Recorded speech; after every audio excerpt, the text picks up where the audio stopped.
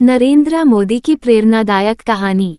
जीवन में आशावादी होना, सकारात्मक दृष्टिकोण रखना और कड़ी मेहनत करना ही सफलता की कुंजी है। यदि हम अपने प्रधानमंत्री नरेंद्र मोदी के जीवन पर एक नज़र डालकर देखें, तो इनके जीवन का हर अध्याय प्रेरणादायी और चुनौतियों से भरा है। इन्होंने एक चाय बेचने के काम से लेकर दुनिया के सबसे बड़े लोकतंत्र का नेतृत्व करने तक, इनके जीवन में ऐसे बहुत सारे पहलू हैं जिनसे हम बहुत कुछ सीख सकते हैं। इन्होंने वास्तव में अपने जीवन में एक सफलता की कहानी लिखी है, जो हम में से प्रत्येक व्यक्ति को प्रेरित कर सकती है। इनके बारे में एक विशेष बात यह है कि इन्होंने हर मुश्किल में अपने जीवन के हर कठिन मोड़ पर नकारात्मक से सकारात्मक परिणाम निकालने का साहस किया है। मोदी के सकारात्मक और यथार्थवादी रवैये को एक पानी से भरे आधे गिलास के माध्यम से समझाया गया है। उन्हें ये गिलास हमेशा किनारे तक ही भरा हुआ लगता है, जबकि गिलास का निचला आधा भाग पानी से भरा है, लेकिन उनका मानना है कि ऊपर का आधा भाग हवा से भरा है। यह उनके आशावाद, सकारात्मकता और जीवन के प्रति दृष्टिकोण को दर्शाता है। मोदी का अपने देश के प्रति प्रेम, उनके द्वारा शुरू की गई नीतियों और योजनाओं और देश से भ्रष्टाचार को जड़ से खत्म करने के लिए गए कुछ कड़े फैसलों में दिखता है। लेकिन दुनिया के दूसरे नंबर के सबसे बड़े लोकतंत्र का प्रधानमंत्री बनने का सफर आसान नहीं था। संघर्ष और सपनों से भरा बचपन। नरेंद्र मोदी का जन्म 17 सितंबर 1950 को हीरा बा और दामोदरन मोदी के घर में हुआ। नरेंद्र मोदी ने अपने जीवन में छोटी सी शुरुआत की थी। यह एक किराना की दुकान चलाने वाले परिवार से संबंध रखते थे। इनके पिताजी अपने परिवार का भरण पोषण करने के लिए एक गली के व्यापारी के रूप में काम करते थे। नरेंद्र मोदी अपने परिवार में 6 भाई बहनों में से तीसरे नंबर के थे। इन्होंने अपने जीवन के शुरुआती साल अपने भाई के साथ चाय बेचने में अपने पिता की मदद करने में बिताए। इन्होंने अपनी स्कूली शिक्षा गुजरात के एक छोटे से शहर वडनगर में पूरी की। यहाँ तक कि इन्होंने अपनी स्कूली शिक्षा के कुछ सालों में और उसके तुरंत बाद के कुछ वर्षों में भारत-पाक युद्ध के दौरान मेहसाना रेलवे स्टेशन पर सैनिकों को चाय बेचकर अपना जीवन यापन किया। गुजरात में छात्र विंग एबीवीपी के प्रभारी के रूप में नरेंद्र मोदी, वो एक सामान्य छात्र होते हुए भी वे एक बड़े तर्क वितर्क करने वाले स्वभाव के व्यक्ति थे और अपने विचारों से हमेशा दर्शकों को प्रभावित करते थे। मोदी के विचार और इनकी सोच बौद्धों की शिक्षा और इनकी आध्यात्मिकता से काफी प्रभावित थी। बचपन से ही वे समाज में एक बड़ा बदलाव लाना चाहते थे। इस दृष्टिकोण के बाद इन्होंने राजनीतिक जीवन में अपनी रुचि विकसित की।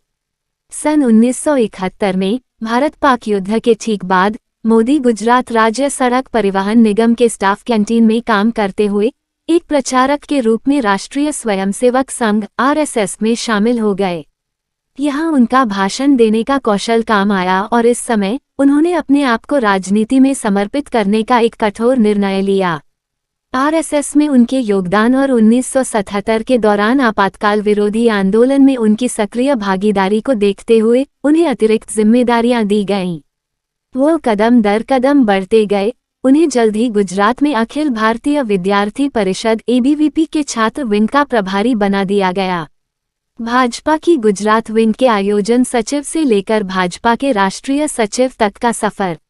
सन 1985 में उनकी क्षमता को देखकर आरएसएस ने उन्हें भारतीय जनता पार्टी भाजपा में शामिल कर लिया। नरेंद्र मोदी ने हर कदम पर उन्हें सौंपी गई हर जिम्मेदारी को सही तरीके से निभाकर अपनी योग्यता साबित की और जल्द ही खुद को पार्टी के लिए एक जरूरतमंद इंसान बना दिया। सन 1988 में वह भाजपा के गुजरात विंग के आयोजन सचिव बने और सन 1995 के राज्य चुनावों में पार्टी को जीत हासिल कराई।